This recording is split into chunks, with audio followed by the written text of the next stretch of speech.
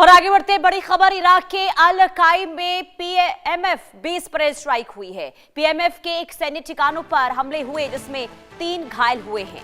तो इराक में यह हमला हुआ है, ये बड़ी खबर हम आपको बता रहे हैं। इराक के अल काइम में पीएमएफ बेस पर एयर स्ट्राइक की गई है और पीएमएफ के एक सैन्य ठिकानों पर हमले हुए जिसमें 3 घायल हुए हैं। ये बड़ी जानकारी 28वें दिन युद्ध के, और ऐसे में ईरान की बमबारी जो है वो थम नहीं रही है।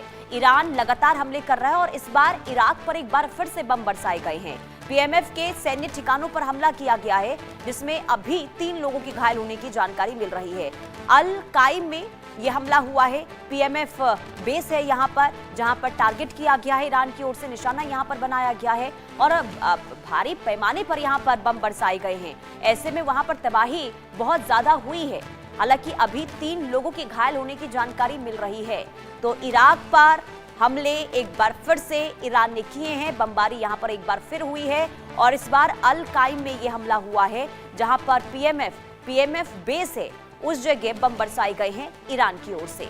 और इराक लगातार देखिए कह भी रहा है कि अगर ईरान अपने हमले नहीं रोकता है तो इसके बाद तमाम जो खाड़ी देश हैं वो इसका जवाब भी देंगे। खास करके यूएई की ओर से तैयारियां भी की गई है और यूएई ने तो सीधे तौर पर ये कहा है कि अगर अब यूएई पर हमले होते हैं तो इसके बाद यूएई भी पलटवार करने में सक्षम है।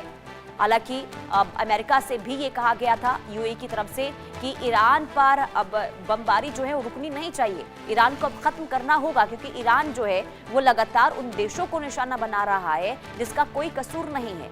हालांकि ईरान ये कह रहा है कि हम सिर्फ उन जगहों को निशाना बना रहे हैं जिसका ताल्लुकात अमेरिका से है, जहां पर अमेरिकी ठिकाने हैं, जहां पर अमेरिकी सैन्य रह रहे हैं, उन जगहों को हम निशाना बना रहे हैं, हम उन जगहों को टारगेट कर रहे हैं। और बड़ी खबर, हिजबुल्लाह ने जारी किया है एक नया वीडियो।